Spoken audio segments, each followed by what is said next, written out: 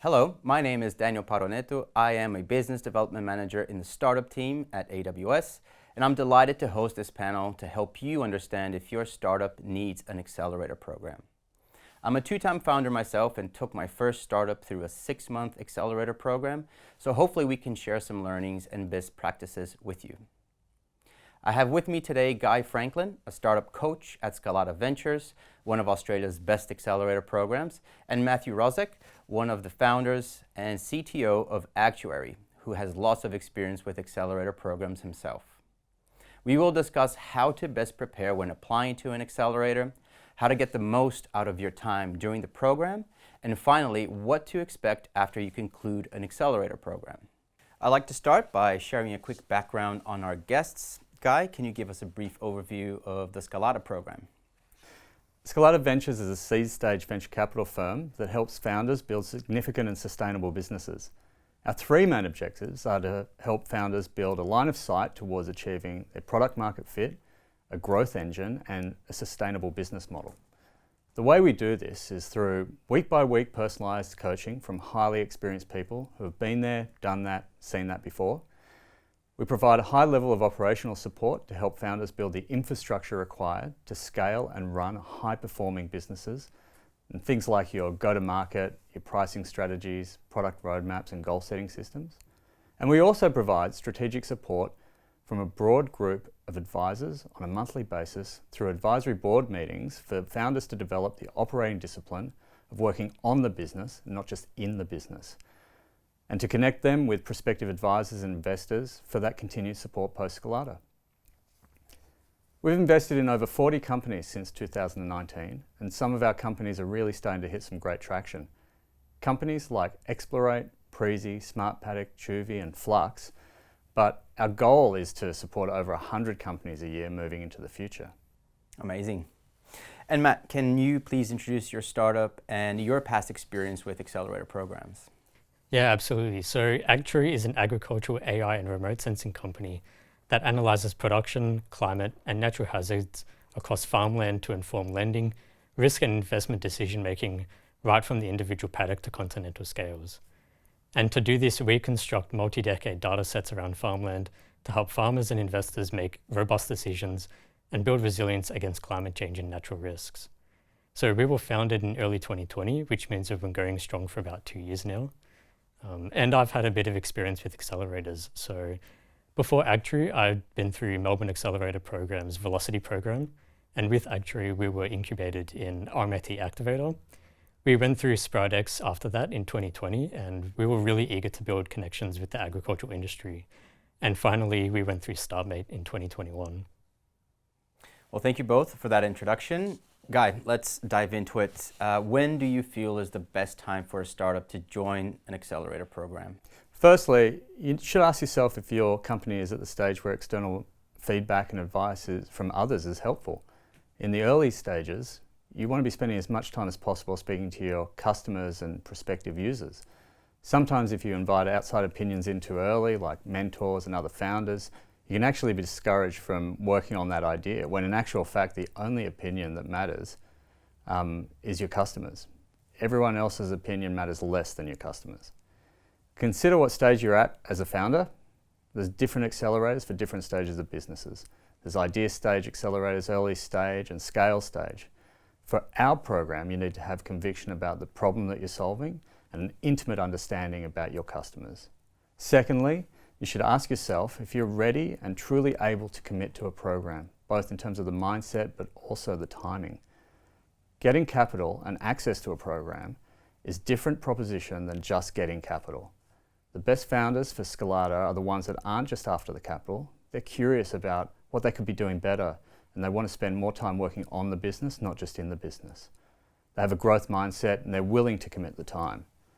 As I said, there's a range of programs out there, and there's ones that offer flexibility, like ideation stage, where you can participate part-time, where you might get paired up with other founders. But to get the most out of the experience with places like Scalata, I need to strongly encourage founders to look at programs once they have the time to fully commit. And Matt, what should founders look into when deciding what program would be the right fit for their startup? Yeah, sure. So there's a few things. Firstly, what's the deal on offer? Obviously, there's a cash and program for equity, but is there also mentorship? You also want to ensure that the terms are flexible and fair to your company. You also have to consider the level of maturity of your product and company, as well as any traction you have. Most high-quality accelerators are willing to come to the table or are able to make a compelling case, really why their terms are fair. You also have to consider, what does your company need? So what are the founding team's skill gaps? Do you need connection to a specific market? And sort of these take time and a bit of research and reflection to sort of understand. You also have to look at, who are the accelerator mentors? Are there people there that you can learn a lot about in terms of sales, marketing, or strategy? What are their industry connections like? What about their alumni network? Do they have connections to other investors? And you also should consider, how this accelerator can help shortcut your startup to success, and who are the specific people around it that you can identify that can help in that aspect. And furthermore, high quality mentors and operators gravitate to high quality accelerator programs. So find the one that fits your needs. And finally, you need to consider, do you actually need to join one? So the biggest reason to join an accelerator is that you still have a lot to learn about starting and growing a company. And if cash is your only reason for joining, then you need customers or investors and not a program. Guy, what do you believe are the main benefits for a startup that is going through an accelerator program? How do they actually get accelerated? Well, beyond the capital, the most valuable part of the feedback from and expertise from people who have broad range of experience. We work really closely with founders through one-on-one coaching, advisory support, associate support, and an advisory board team. As a team, we've helped hundreds of companies progress past the seed stage. The founders are always in the driver's seat, and they should know their customers and market the best. But we have the advantage of knowing how to navigate a specific challenge that we've seen before. For instance, are we trying to find the right marketing channel for a specific customer segment? Are we trying to set up your first sales team? How do you navigate co-founder conflict? And how does pricing look? And what do your unit economics look like at scale? Do they add up? Additionally, we can help accelerate progress towards certain goals. For example, growing your sales, preparing your Series A, getting to product market fit, because we've seen this dozens of times before. The idea is to condense years of experience down into a few months, so you don't have to make the same mistakes that others have made in the past. And last but not least is the cohort effect. Building a startup can be really, really lonely. It's tough, and most people don't understand what it's like, or that it consumes your mind 24/7. The benefit of going through a shared experience with others in a similar position cannot be understated. A lot of time, there'll be businesses more progressed than you, and that can help motivate and drive you forward, but it can also help you navigate challenges that might be just around the corner. And Matt, share a little bit with us, what did you learn going through the application process when applying to the accelerator? Is there anything that your fellow founders can learn to help them increase their chances to maybe get accepted into a program? Yeah, certainly. So the first thing is that it really helps to be clear and concise about what you're doing, and being able to explain that really clearly and simply will get you positive points. It also shows you know how to communicate effectively about your business, and this has many flow-on effects that signal to potential investors, such as the accelerator, about how effective you will be at securing further investment, recruiting team members, and winning customers. It's a super important skill, and me being an engineer, I get stuck in the details so much, and I struggle with saying things really concisely every day. And Guy, you have worked with many startups through your work at Skalata. What do you notice that the most successful founders do to get the most out of that experience? The founders, to get the most out of the Scalata experience, understand that it's a mindset shift that's required once you come into the program, and they milk the program and the people for as much as possible while they're there. Founders who make a commitment to be open and honest about what's going well and what's not going well. You've come into a structured environment and there's all this support and experience, so we want to make sure that we put our egos down, we're curious and objective, we let the data do the talking. It isn't easy. It's really confronting having these people, come through looking at your business. And we probably spend more time than most investors really digging into what's happening in your business, strategically and operationally, and also with the team over an extended period of time. You can expect us to be objective and transparent about, when we talk about your company's progress. If one strategy or approach clearly isn't working, we're not going to hold back with that feedback. That's why the structure of Scalata isn't, hey, we'll drop in every couple of weeks and see how you're going, but rather you have direct access to the lead coach and associate who are there with you week in, week out to help. They're there in your corner and they're going to work with you on what to try next. But to truly get the most out of the experience, you need to lean into that. As an example, Accelerator, which is a digital freight forwarding business that came through Scalata in 2019, actually made the move from Brisbane to Melbourne just so they could make the most out of the program experience and to spend more time with our team. The founder, Alex, always made a point to ask for constructive feedback from the team and from his coach.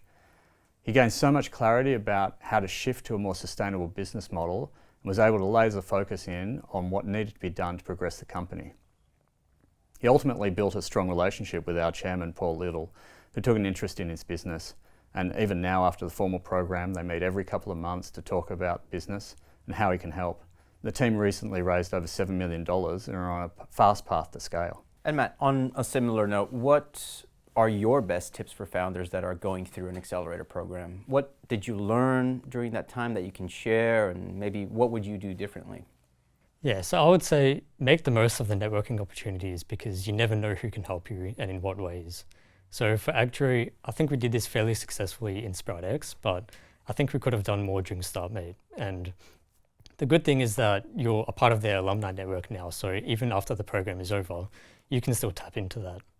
And we still ask questions in the Slack channels every so often. And the alumni network is a great one for this, and it includes programs before and after yourself as well. Also, don't be afraid to be as brutally honest about your company as possible. Request one-on-ones with mentors. They're really there to help you find solutions to the most pressing issues that you face. And additionally for us, getting into the rhythms of reporting against goals and to others during the program have been really great habit-forming exercises that have carried over to the business today. It's just super valuable. We had a few other founders within StartMate help us in many different ways. For example, on the technical side, helping up with DevOps and CI/CD, making it easier to debug. Another helped us with getting our cap table sorted during our latest fundraising round. In SproutX, we had a founder give us a lot of insights into agriculture and specifically farmers' behavior when it comes to using technology. And in RMIT Activator, we even had a founder share a really key document that outlined tons of useful information for when, how, and what way to approach and potentially sell to large enterprise companies. Yeah, that's amazing. I still work with a few of the startups that I was fellows with, and in a different capacity, but I think that cohort and that founder experience is really valuable for sure. Guy, what are the main challenges that you see founders experiencing during an accelerator program? Well, everyone responds differently to pressure. When you're building a company, it naturally comes with pressure. And then you add in new investors, mentors, coaches, investment managers, and advisors within a timed, structured accelerator program, and that pressure can feel quite overwhelming at times.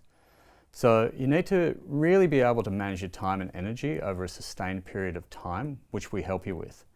Some people thrive in that environment and others don't, so it comes down to the people running the program to be able to help different personalities in different ways. The other thing that can be challenging is the concept of mentor whiplash. When you gather a bunch of experienced people around you, they'll likely have an opinion on how to do certain things. So, you'll sometimes receive conflicting advice, and it can be hard for a founder to know which advice to follow if you want to follow it at all. Learning to take the advice in, apply it to your situation, take it or ignore it is something that takes time to come to terms with. Remember, nobody exactly knows what will work, and no one can guarantee success, but everyone's working to help give the best chance of success. It's one of the reasons why at Scalata we don't tell you what to do, but we help you learn to make decisions that are going to become more complex as you grow. And Matt, what were the challenges that you experienced during your time in an accelerator program? Yeah, good question. So I think it's something that not many people think about before going into an accelerator. It's definitely a lot of work and it will feel really stressful. And fatigue definitely sets in after a period. So for me, it was around a month where you kind of feel like you don't want to participate as much in the accelerator and you simply want to work on your startup only. Sometimes you get conflicting advice from many different people, but for us, we sort of use this as just like a sounding board where we considered everyone's opinions differently and it kind of subtly pointed us in the right direction. It was also very hard to specify goals that you want to achieve by the end of the program because usually it's hard to foresee the future, and during the program you'll go through such a shift that those goals would usually change. And one final thing to consider is that depending on the program, some founders may be at different stages in their startup than you, such as different funding rounds or different levels of revenue, and you shouldn't be discouraged if that's the case. Yeah, it's more of a learning experience, if anything. And Matt, take us through what happened after you graduated SproutX and later on StartMate. Yeah, gee, where to start? So SproutX feels like a lifetime ago now. We raised a small angel round alongside our SproutX funds. We used that to do a lot of exploratory work, engage users, and really just diagnose problems while making sure that the analytics and data in the platform we were building were actually going to be useful. There was a lot of testing and a lot of dead ends discovered, but we were able to make it out of the haze and win our first big enterprise contract in 2021. And that was after a successful pilot at the end of 2020. And pretty much after that, we've been accepted into StartMate, which we were still 3 people at that point. And alongside their investment, we'd put together what we called a pre-seed round of $750K. That closed during StartMate, and since then we've been building the team. And again, we went to the drawing board, examined our customer segments, and we have arrived in 2022 now with a really clear view and immense opportunity ahead of us. We're now 8 people full-time, and we have a few casuals too, and we're still growing the team with a few open positions in climate and agronomic sciences, as well as engineering and design. We have big plans for this year, including a new capital raise for our seed round, so watch this space. Amazing. Guy, how does Scalata help founders once they've graduated from the program, and what can founders expect after they finish the 5-month program? Yeah, look, the relationship doesn't end with us after 5 months. We do a follow-on investment to a total investment cap of $1 million if the company is ready. Our advisory network aims to connect future prospective advisors and investors into the companies for that continuity. We do events and connect current and previous cohorts. And we're lucky to have an amazing network of board members, investors and shareholders who are always looking at ways to support our portfolio. So it's common for companies to be invited to board meetings and quarterly presentations and those sorts of things. And how has the Skalata program changed in the last 2 years? The need to go virtual, is it better? Is it worse? Yeah, look, we've gone from in-person, you must be in Melbourne, to completely remote. And it's opened up more opportunities for us as an investor, and it's more opportunities for startups not in major capital cities. The downsides are similar to general office workers. There's less opportunity for serendipitous connections and conversations. It can be harder to create close connections with other people. You need to be really diligent to get to know people. But that's the advantage of a longer program like ours. Our program's continuing to evolve over time, maintaining remote first, but seeing how more companies can come in person over time for events and workshops and networking opportunities. And Matt, you had both experiences, in person and virtual. How did they differ? Was one better than the other? Can you share some pros and cons of each? Yeah, it's a really good question, and it's something that people should consider before going into an accelerator. Of course, there's a special energy and culture with being in person with other founders where, for example, we had gatherings every Monday. We shared the good and bad of the previous week. Everyone would sort of cheer and be excited for each other's successes, which is really good. We also had usual coffee walks around the block where you could talk to other founders and mentors and just meet people you haven't met before. And a lot of this was actually replicated with the virtual programs we've been in. So initially, I didn't think it was going to be as good as in person, but it turned out it actually was. And I think that one of the benefits of a virtual program is that since it's already all online, everyone is already engaged that way. And so getting access and to that specific help that you need is much easier, I would say. Well, I would like to thank you both for participating in our panel today. Hopefully this helps founders looking to join an accelerator in 2022 get the most out of that experience. If you are planning to join an accelerator program and would like to discuss some options, feel free to book office hours with an AWS expert through the Startup Loft. We also encourage you to get engaged with our training and certification content today. Skill Builder is our online learning center that makes it easy for anyone to build AWS cloud skills. To survive and thrive, startups must consistently innovate. With AWS training, you'll learn from experts that know how to use AWS Cloud to iterate more quickly and accelerate innovation. Here is the QR code to help you start on that journey today. Best of luck for everyone who is looking to apply for an accelerator program in 2022, and thank you very much for tuning in.